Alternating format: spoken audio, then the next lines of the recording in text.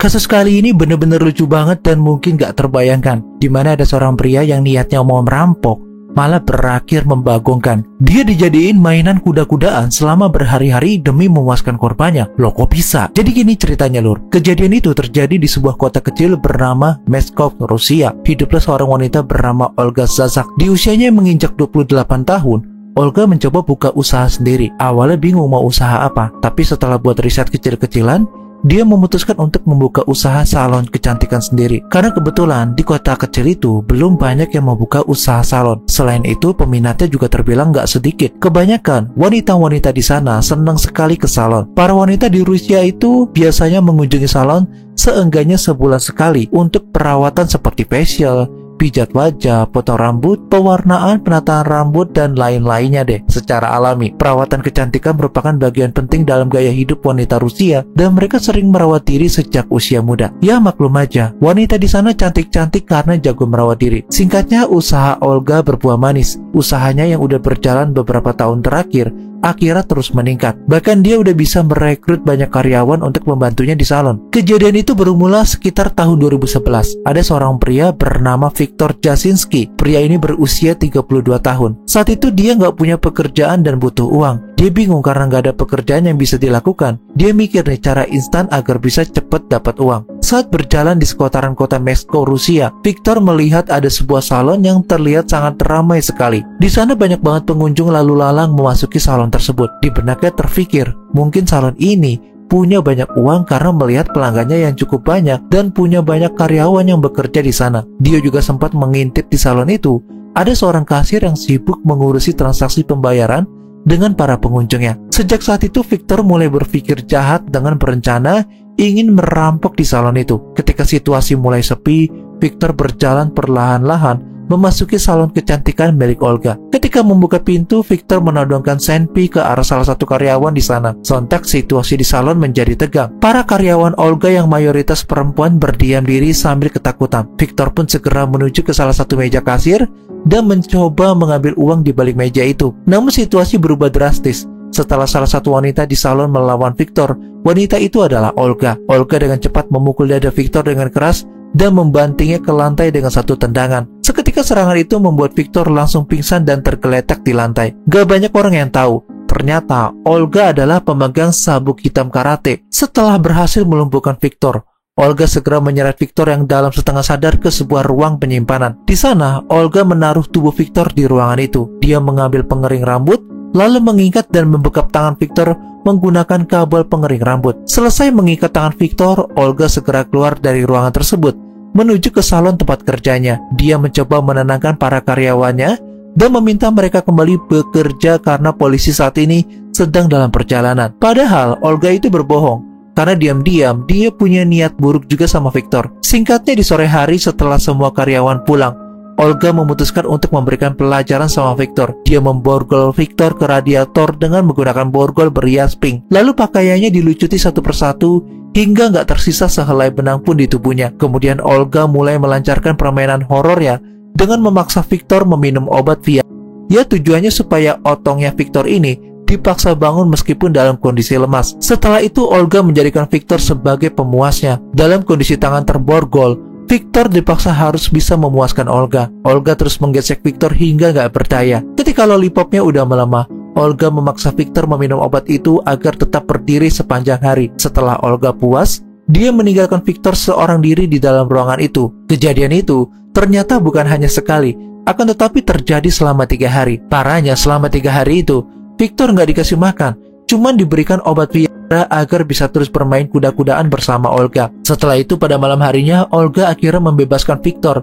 Sebelum melepaskannya, Olga memberikan celana jeans baru untuk menggantikan pakaiannya yang udah dibuang. Selain itu, Viktor diberikan makan dan minum serta uang sebesar 1.000 rubel atau setara Rp159.000. Dalam kondisi terluka, Viktor terus berjalan meninggalkan salon itu. Hal ini adalah pengalaman seumur hidup yang gak mau terulang kembali. Karena menurutnya itu adalah tindakan yang sangat luar biasa dan sangat mengganggu batinnya. Viktor segera menuju ke rumah sakit untuk mengobati si Johnny yang cedera. Dia menangis sejadi-jadinya kepada dokter dan perawat di sana. Dia ceritain semua kejadian yang menyeramkan selama di salon itu. Karena kasihan, akhirnya pihak rumah sakit membantu Viktor untuk segera menghubungi pihak berwajib. Victor melaporkan Olga ke polisi dengan tuduhan kejahatan Setelah menerima laporan itu, polisi segera menangkap Olga dan menginterogasinya. Dalam pengakuan Olga, dia nggak terima dengan tuduhan seperti itu. Karena awalnya, Victor itu ingin merampok di salonnya. Karena kesal, Olga memberikan pelajaran kecil kepada Victor. Meskipun udah diberikan pelajaran kecil, Olga juga tetap baik kepada Victor dengan memberikan beberapa barang untuk Victor. Dasar gak tahu terima kasih ya. Kami memang melakukan beberapa kali. Tapi, saya membelikannya celana jeans baru, memberikannya makanan dan bahkan memberinya 1.000 rupiah saat dia pergi.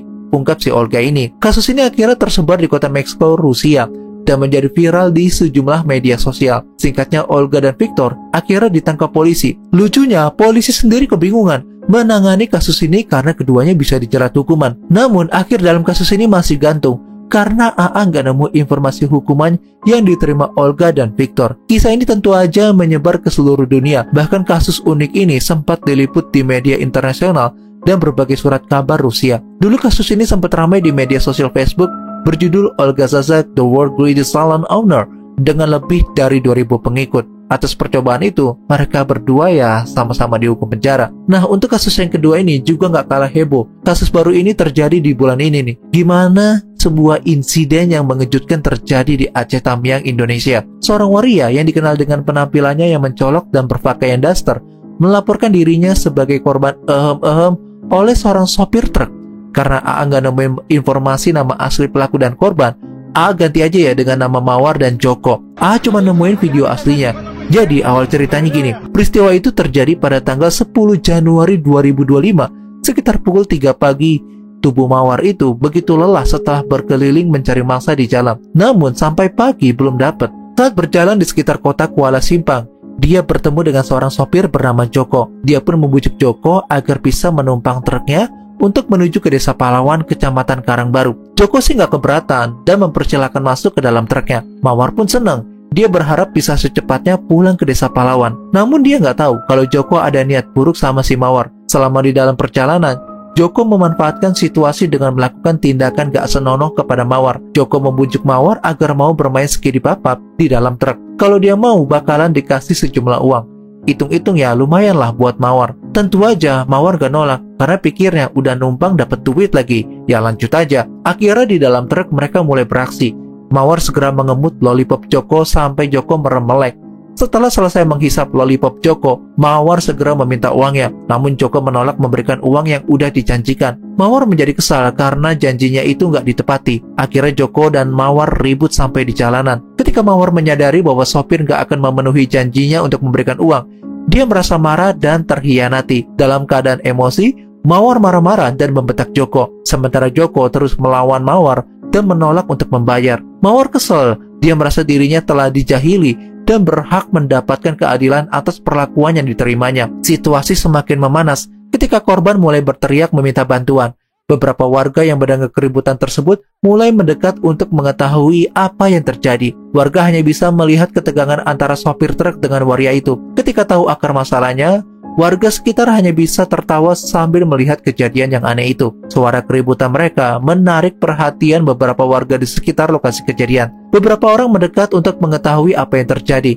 Namun situasi semakin memanas ketika sopir truk mencoba melarikan diri. Mawar merasa terancam dan berusaha mempertahankan diri, dan dalam keadaan emosional, dia melawan balik dan berusaha menghentikan sopir tersebut agar nggak pergi. Keributan ini menarik perhatian lebih banyak orang dan beberapa di antaranya mulai merekam kejadian tersebut dengan ponsel mereka. Setelah keributan mereda dan sopir truk berhasil melarikan diri, Mawar memutuskan untuk melaporkan ke pihak kepolisian. Sekitar pukul 4 pagi, dia tiba di Polres Aceh Tamiang dengan tujuan membuat laporan resmi mengenai insiden yang dialaminya. Di kantor polisi, Mawar menjelaskan kronologi kejadian kepada petugas. Dia mengenakan pakaian daster dan berdandan seperti perempuan saat melapor. Dalam laporannya, dia menyatakan bahwa dia telah menjadi korban pelecehan oleh sopir truk yang sebelumnya menolongnya. Petugas kepolisian mendengarkan dengan seksama dan mulai mencatat semua informasi yang diberikan oleh Mawar. Mereka berjanji untuk segera menyelidiki kasus ini mencari pelaku. Setelah menerima laporan, pihak kepolisian mulai melakukan penyelidikan lebih lanjut terkait kasus itu. Mereka mengumpulkan bukti-bukti dan meminta keterangan